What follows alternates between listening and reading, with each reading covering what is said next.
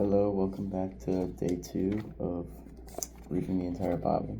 We're going to be reading Genesis 30, Proverbs 5 and 6, because I missed yesterday. So, yeah, I guess I kind of missed the point of reading it every day, but it's alright, we're going to be in it today. So, here we go, Genesis 30. When Rachel saw that she wasn't having any children for Jacob, she became jealous of her sister. She pleaded with Jacob, "Give me children or I'll die." Then Jacob became furious with Rachel. "Am I God?" he asked. He's the one who has kept you from having children." Then Rachel told him, "Take my maid, Bilhah, I'm sorry if I butchered that, and sleep with her. She will bear children for me, and through her I can have a family too." So Rachel gave her servant Bilhah to Jacob as a wife, and he slept with her. Bilhah became pregnant and presented him with a son. Rachel named him Dan, for she said, "God has vindicated me. He has heard my request and given me a son." Then Bilhah became pregnant again and gave Jacob a second son. Rachel named him Naphtali, for she said, "I have struggled hard with my sister, and I'm winning." Meanwhile, Leah realized that she wasn't getting pregnant anymore. So she took her servant Zilpah and gave her to Jacob as a wife. Soon Zilpah presented him with a son. Leah named him Gad, for she said, "How fortunate I am." Then Zilpah gave Jacob a second son, and Leah named him Asher, for she said, "What joy is mine. Now the other woman will celebrate with me." One day during the wheat harvest, Reuben found some mandrakes growing in a field and brought them to his mother Leah. Rachel begged Leah, "Please give me some of your son's mandrakes." But Leah angrily replied, "Wasn't it enough that you stole my husband? Now will you steal my son's mandrakes too?" I don't really know. Mandrakes look like a plant or an animal or something. Rachel answered, "I will let Jacob sleep with you tonight if you give me some of the mandrakes." So that evening, as Jacob was coming home from the fields, Leah went out to meet him. "You must come and sleep with me tonight," she said. "I have paid for you with some mandrakes that my son found." So that night he slept with Leah, and God answered Leah's prayers. She became pregnant again and gave birth to a fifth son for Jacob. She named him Issachar, for she said, "God has rewarded me for giving my servant to my husband as a wife." Then Leah became pregnant again and gave birth to a sixth son for Jacob. She named him Zebulun, for she said, "God has given me a good reward. Now my husband will treat me with respect, for I have given him 6 sons." Later she gave birth to a daughter and named her Dinah. Then God remembered Rachel's plight and answered her prayers by enabling her to have children. She became pregnant and gave birth to a son. "God has removed my disgrace," she said, and she named him Joseph, for she said, "May the Lord add yet another son to my family." Jacob's wealth increases. We're at verse 25. Soon after Rachel had given birth to Joseph, Jacob said to Laban, Please release me so I can go home to my own country. Let me take my wives and children, for I have earned them by serving you, and let me be on my way. You certainly know how hard I have worked for you." "Please listen to me," Laban replied. "I have become wealthy, for the Lord has blessed me because of you. Tell me how much I owe you. Whatever it is, I'll pay it." Jacob replied, "You know how hard I've worked for you, and how your flocks and herds have grown under my care. You had little indeed before I came, but your wealth has increased enormously. The Lord has blessed you through everything I've done. But now, what about me? When can I start providing for my own family?" "What wages do you want?" Laban asked. Jacob replied, "Don't give me anything. Just do this one thing, and I'll continue to tend and watch over your flocks. Let me inspect your flocks today and remove all the sheep and the goats that are speckled or spotted, along with all the black sheep. Give these to me as my wages. In the future, when you check on the animals you have given me as my wages, you'll see that I have been honest. If you find in my flock any goats without speckles or spots, or any sheep that are not black, you will know that I have stolen them from you." "All right," Laban replied. "It will be as you say." But that very day Laban went out and removed the male goats that were streaked and spotted, all the female goats that were speckled and spotted or had white patches, and all the black sheep. He placed them in the care of his own sons, who took them a 3-day journey from where Jacob was. Meanwhile Jacob stayed and cared for the rest of Laban's flock. Then Jacob took some fresh branches from poplar, almond, and plane trees and peeled off strips of bark, making white streaks on them. Then he placed these peeled branches in the watering troughs where the flocks came to drink, for that was where they mated. And when they mated in front of the white streaked branches, they gave birth to a young that were streaked, speckled, and spotted. Jacob separated those lambs from Laban's flock, and at mating time he turned the flock to face Laban's animals that were streaked or black. This is how he built his own flock instead of increasing Laban's. Whenever the stronger females were ready to mate, Jacob would place the peeled branches in the watering troughs in front of them. Then they would mate in front of the branches. But he didn't do this with the weaker ones. So the weaker lambs belonged to Laban, and the stronger ones were Jacob's. As a result, Jacob became very wealthy with large flocks of sheep and goats, female and male servants, and many camels and donkeys. So, they kind of, were both stabbing each other in the back there. Which, yeah. I understand that, but I don't know. So let's see.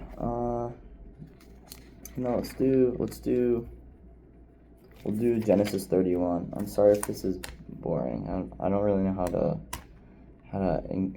help emphasize stuff. But as long as we're learning, so Jacob flees from Laban. Genesis 31. But Jacob soon learned that Laban's sons were grumbling about him. Jacob has robbed our father of everything, they said. He has gained all his wealth at our father's expense. And Jacob began to notice a change in Laban's attitude toward him. Then the Lord said to Jacob, "Return to the land of your father and grandfather, and to your relatives there, and I will be with you." So Jacob called Rachel and Leah out to the field where he was watching his flock. He said to them, "I have noticed that your father's attitude toward me has changed, but the God of my father has been with me. You know how hard I have worked for your father, but he has cheated me, changing my wages 10 times. But God has not allowed him to do any harm. For if he said, 'The speckled animals will be your wages,' the whole flock began to produce speckled young. And when he changed his mind and said, 'The striped animals will be your wages,' then the whole flock produced striped young.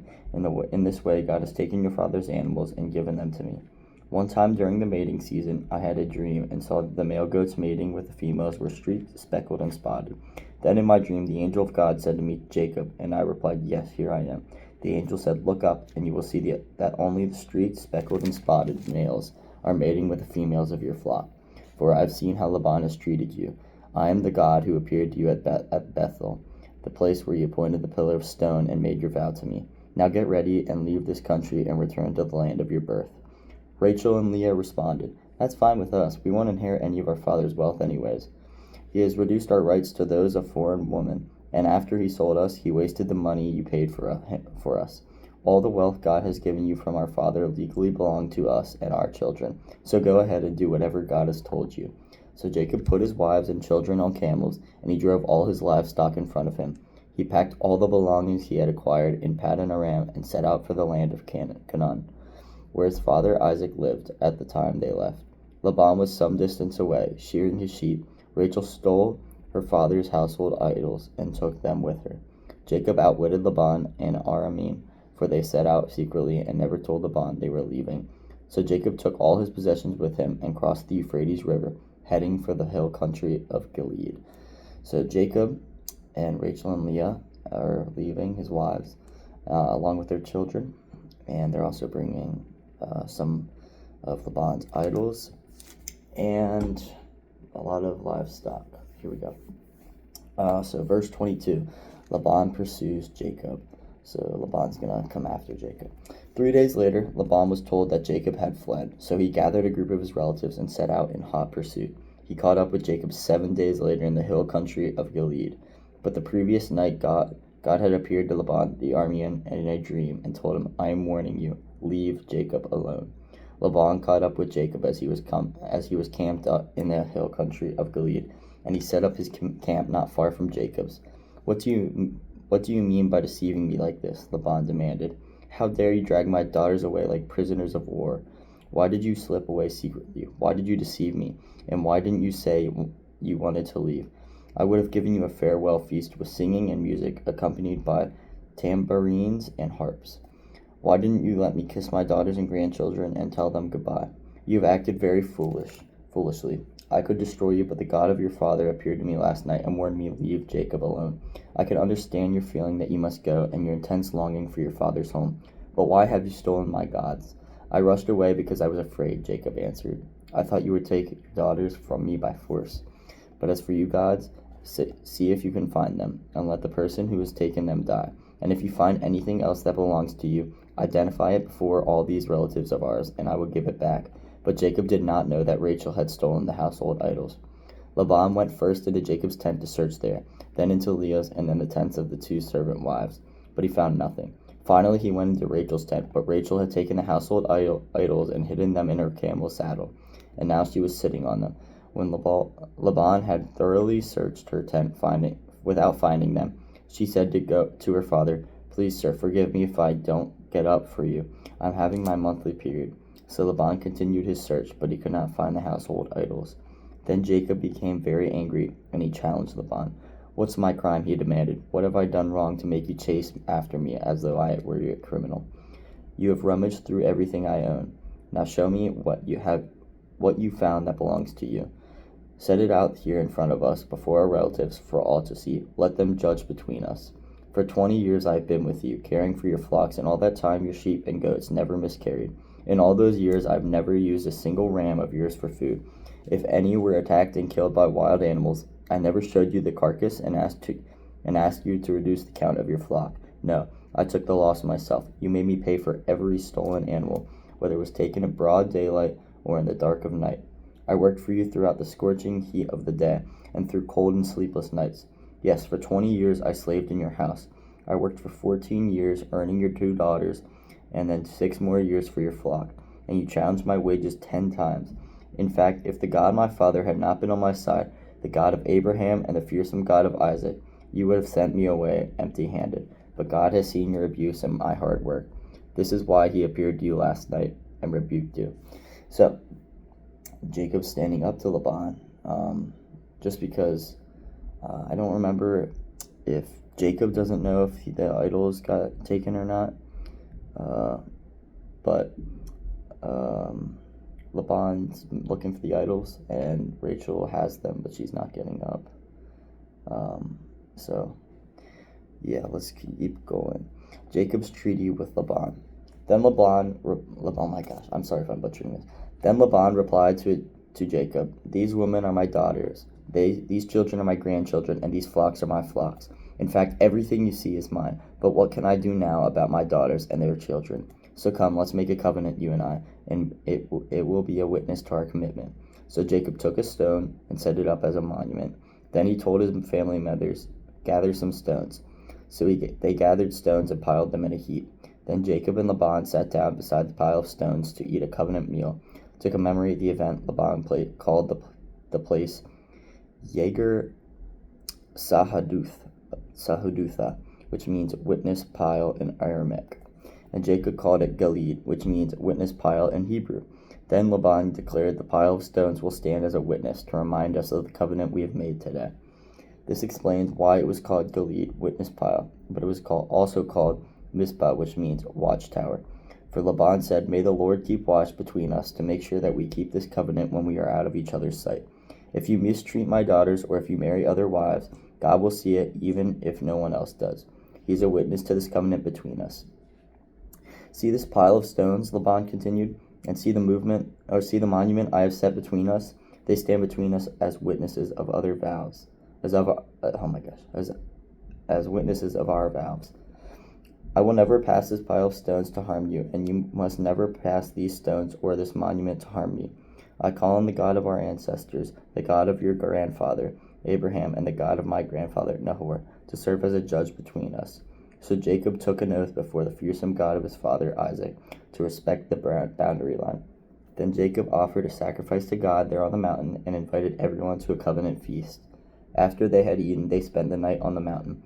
Laban got up early the next morning, and he kissed his grandchildren and his daughters and blessed them. Then he left and returned home. So, looks like Jacob and Laban settled things. Even though some things bad might be happening, I think you can forgive each other. and move on. So let's go to Proverbs 5 and 6 now. Just give me a second to get there. I think I went too far.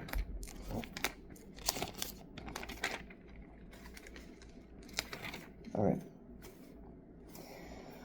Oh, okay. Here's Proverbs 5, and the title is Avoid Immoral Woman. All right, here we go. My son, pay attention to my wisdom. Listen carefully to my wise counsel. Then you will show discernment, and your lips will express what you've learned. For the lips of an immoral woman are as sweet as honey, and her mouth is smoother than oil. But in the end, she is as bitter as poison, as dangerous as a double-edged sword. Her feet go down to death. Her steps lead straight to the grave. For she cares nothing about the path to life. She staggers down a crooked trail and doesn't realize it. So now, my sons, listen to me. Never stray from what I'm about to say. Stay away from her.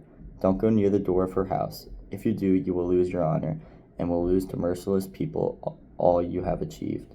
Strangers will consume your wealth, and someone else will enjoy the fruit of your labor. In the end, you will groan in anguish when disease consumes your body. You will say, how I hated discipline. If only I had not ignored all the warnings. Oh, why didn't I listen to my teachers? Why didn't I pay attention to my instructors? I have come to the brink of utter ruin, and now I must face public disgrace. Drink water from your own well. Share your love with only your wife. Why spill the water of your springs in the streets, having sex with just anyone? You should reserve it for yourselves. Never share it with strangers. Let your wife be a fountain of blessing for you. Rejoice in the wife of your youth. She is a loving deer, a graceful doe. Let her breast satisfy you always. May you always be captivated by her love. Why be captivated, my son, by an immoral woman, or fondle the breasts of a promiscuous woman? For the Lord sees clearly what a man does, examining her every path he takes. An evil man is held captive by his own sins. There are ropes that catch and hold him. He will die for lack of self-control. He will be lost because of his great foolishness. So, something I'm taking from this relates back to, I think it was Proverbs 1, when they talked about teaching the young. I think it was Proverbs 1 where they were talking about teaching the young to practice self-control, and that's like all they talked about. So this whole thing goes on about women and like finding, like, I would say, like your wife.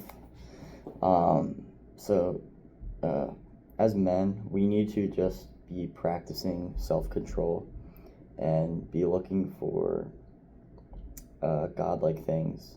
So don't be sleeping around. Don't be doing lustful things, watching pornography. Don't be just doing stuff that don't honor God. Because at the end of the day, it doesn't feel good anyways if you were the one to do it. So why do it? All right. God he's wanting us to be freed from sin and just be better in our lives. So why don't you just do it?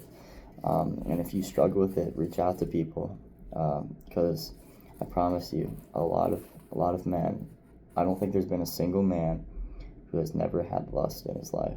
So just reach out to somebody. All right, we're going to read Proverbs 6 now. My child, if you have put up security for a friend's debt or agreed to guarantee the debt of a stranger, if you have trapped yourself by your agreement and are caught by what you said, follow my advice and save yourself, for you have placed yourself at your friend's mercy. Now swallow your pride, go and beg to have your name erased. Don't put it off, do it now. Don't rest until you do. Save yourself like a gazelle escaping from a hunter, like a bird fleeing from a net. Take a lesson from the ants, you lazy bones. Learn from their ways and become wise. Though they have no prince or governor or ruler to make them work, they labor hard all summer, gathering food for the winter. But you, lazy bones, how long will you sleep when you wake up? When will you wake up? A little extra sleep, a little more slumber, a little folding of the hands to rest. Then poverty will pounce on you like a bandit. Scarcity will attack you like an armed robber. So I'm just going to pause there, right before verse 12. This is calling to me a lot. I struggle with discipline and waking up when like my alarm goes off in the morning. So if I set an alarm at, I don't know, 7 to try to go to like the gym before like my my classes, it's just hard for me to wake up, and I think it's hard for everyone, but you need to understand that, like, and I need to understand that I actually do need to just wake up, because poverty and all these things God talks about, they are going to, they're going to come if I keep it up. I need to build discipline now while I'm young, and then as that discipline happens, it'll happen throughout my whole life, and then I can just keep getting more disciplined and just better in all aspects of my life. All right. First of all, what are worthless and wicked people like? They are constant liars, signaling their deceit with a wink of the eye, a nudge of the foot, or the wiggle of fingers. Their perverted hearts plot evil, and they constantly stir up trouble, but they will be destroyed suddenly, broken in an instant, beyond all hope of healing. There are 6 things the Lord hates. No, 7 things he detests: haughty eyes, a lying tongue, hands that kill the innocent, a heart that plots evil, feet that race to do wrong, a false witness who pours out lies, a person who sows discord in a family. My son, obey your father's commands and don't neglect your mother's instruction. Keep their words always in your heart, tie them around your neck. When you walk, their counsel will lead you. When you sleep, they will protect you. When you wake up, they will advise you. For their command is a lamp, and their instruction a light. Their corrective discipline is the way to life. It will keep you from the immoral woman, from the smooth tongue of a promiscuous woman. Don't lust for her beauty. Don't let her coy glances seduce you, for a prostitute will bring you to poverty, but sleeping with another man's life will cost you your life. Can a man scoop a flame into his lap and not have his clothes catch on fire? Can he walk on his hot coals and not blister his feet? So it is with the man who sleeps with another man's wife. He who embraces her will not go unpunished. Excuses might be found for a thief who steals because he is starving, but if he is caught, he must pay back 7 times what he stole, even if he has to sell everything in his house. But the man who commits adultery is an utter fool, for he destroys himself. He will be wounded and disgraced. His shame will never be erased, for the woman's jealous husband will be furious, and he will show no mercy when he takes revenge. He will accept no compensation, nor be satisfied with a payoff of any size. So again, it's just talking about lust, and ultimately it goes back to self-control. If you're lusting over people, it comes down to self-control. Like, can you control the urge to think those things? And if you can't, run away from it. Read your Bible if it's coming to you. Pray about it. Just go to God. Listen to worship music. Even like, just go away from it. As the summer months are going to come up, it's going to be hard. Just because there's less clothing people wearing. So just always running back to him and asking for forgiveness if you do lust, but at the same time you can't keep asking.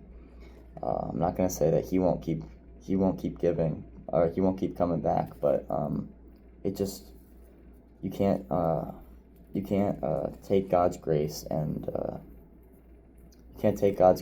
just put it off like it's nothing. You have to actually be sorry and understand that and try to actually change. So thank you for watching. Thank you for reading Genesis 30 through 31 and Proverbs 5 and 6 with me. I know it was a little longer, but I pray that you just have a great day and a great month of May, or whenever you're watching it. I don't know. But thank you so much for watching. Tomorrow we'll be back for Proverbs 7 and some more Genesis reading. So thank you again, and have a good one.